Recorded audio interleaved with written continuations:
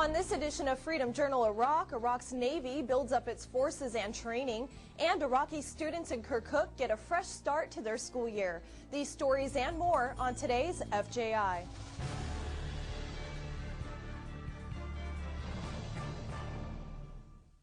Hello, I'm Airman First Class Priscilla Christensen. Welcome to this edition of Freedom Journal Iraq. A sea change is in the works for Iraq's Navy as they prepare for dozens of new vessels and hundreds of fresh recruits. Petty Officer Patrick Dilley tells us more about the maritime developments underway at the country's southern port. The march is on toward a bigger and better equipped Navy force at Qasr port in southern Basra province. Over the course of the next year, the U.S. Army Corps of Engineers Gulf Region South Division will oversee $45 million worth of construction here. The contract calls for a seawall and 2 new piers, plus power, water, and fuel distribution facilities. Before September 2009, this pier and seawall project needs to be completed. So they have a place to tie up the new Iraqi Navy that's going to be arriving at that time. Iraq has ordered 15 110-foot Malaysian-made patrol boats, 4 coastal patrol boats, 2 offshore support ships, and 26 U.S.-made rigid-hull fast attack craft scheduled to arrive from late 2009 through 2011. There's a tremendous sense of urgency around getting this thing constructed right now for that very reason. The current facility is just too small to berth that many ships. There's only enough space for a handful of Chinese-made patrol boats, smaller Italian-made patrol boats, and fast attack boats used for search and seizure operations. This is the Iraqi Navy right here, and they're responsible for protecting the oil platforms, which produces 95% of the nation's income. The foundation of the new port area is a seawall that will run most of the distance of this coastline.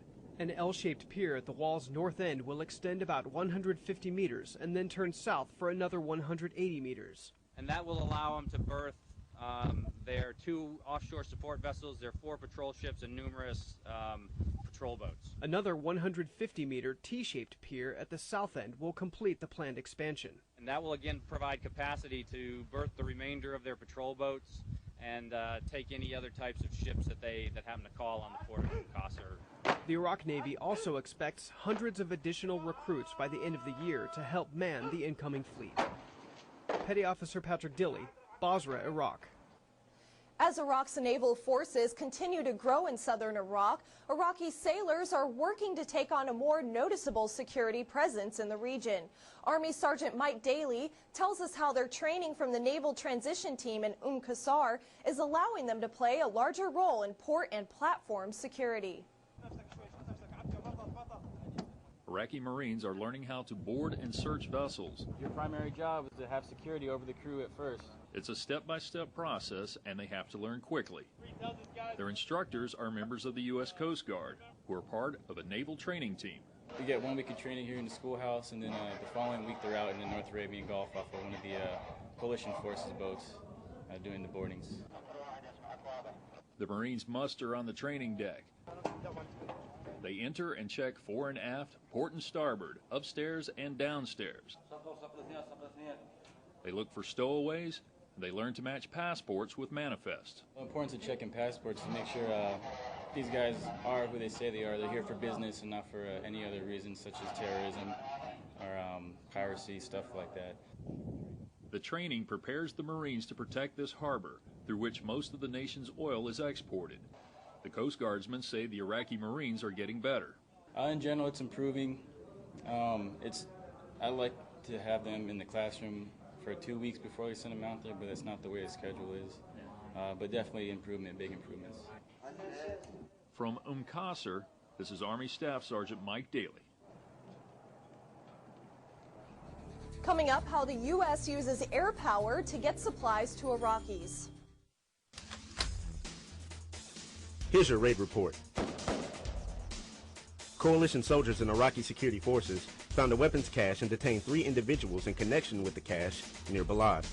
The cache consisted of mortars, artillery rounds, and other explosives. Iraqi security forces and U.S. soldiers seized a weapons cache during operations northwest of Baghdad. Items seized include a landmine, 2 rocket-propelled grenades, and 10 propane tanks. Near Samarra, Coalition and Iraqi security forces soldiers seized a large weapons cache. The cache contained rockets and other bomb-making materials. Coalition soldiers detained 3 suspected al-Qaeda in Iraq members in Baghdad during an intelligence-driven operation. The patrol delivered the suspects to a coalition forces base for processing and questioning. And that's your raid report. I'm Senior Airman Michael Williams.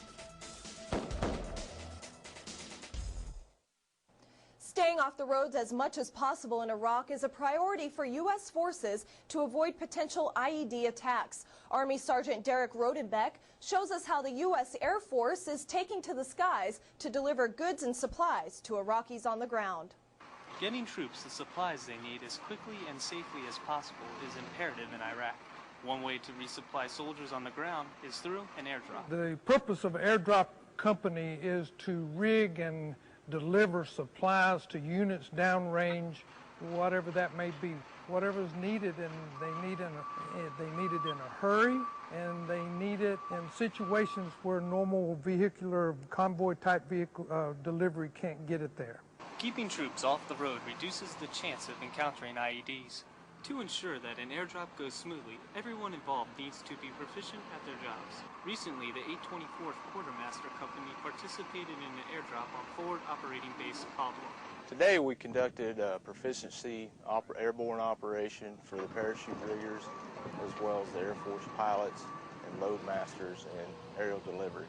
The purpose of this mission was to rig up different configurations of high velocity Class 1 product and evaluate it. And overall, it was a success. By working together, Air Force personnel and riggers ensured that the pallets moved from Joint Base Balad to a C-130 and then safely landed on the ground at Caldwell. Once the pallets were dropped, riggers at Caldwell inspected the handiwork. Oh, it was a success. We learned a lot. We learned different rigging configurations, and survivability was pretty high. Making sure that soldiers are as safe as possible is important, and by participating in airdrops such as this, everyone stays ready to do their job. The riggers have a sense of accomplishment, knowing that what they do makes a difference to soldiers on the battlefield. We're keeping troops off the road and possibly saving lives at the same time. More we can put in the air is less that's on the roads. I'm Sergeant Derek Rodenbeck with the 55th Sustainment Brigade reporting for the 3rd Expeditionary Sustainment Command. Hundreds of students in Kirkuk can look forward to new supplies and even a new facility to start their school year off right.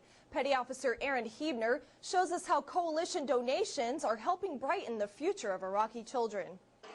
The cutting of a ribbon, the start of something new. For these hundreds of Iraqi school children gathered today, it's a new school in their small village outside of Kirkuk. The new school features 6 classrooms, a teacher's lounge, and a storage room. Complete with electricity, it's a huge improvement over this village's previous primary school. The previous facility was not very conducive for learning. The old school was a mud hut. It was made of mud, and the new school is, as you see, is furnished, and the electricity, everything is new. And this school, the capacity is bigger. It can take more students than the old one. The U.S. Army Corps of Engineers brought in bags of new school supplies to celebrate the opening. The supplies were donated by Americans and handed out to the children as they anxiously awaited their new gifts.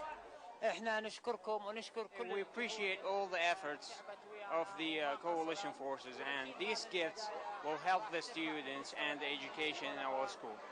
There are 4 other identical schools being built throughout the Kirkuk province, each at the cost of $80,000. They are set to be open by the start of the new school year this fall. Petty Officer Aaron Hebner, Kirkuk Province, Iraq. And that wraps up this edition of our program. Be sure to log on to mnf-iraq.com, where you can learn all about the progress coalition forces are making throughout the country. If you have story ideas, we'd love to hear them. Just email us at fji@iraq.send.mil. From all of us here at AFN and Freedom Journal Iraq, thanks for watching, and we'll see you next time.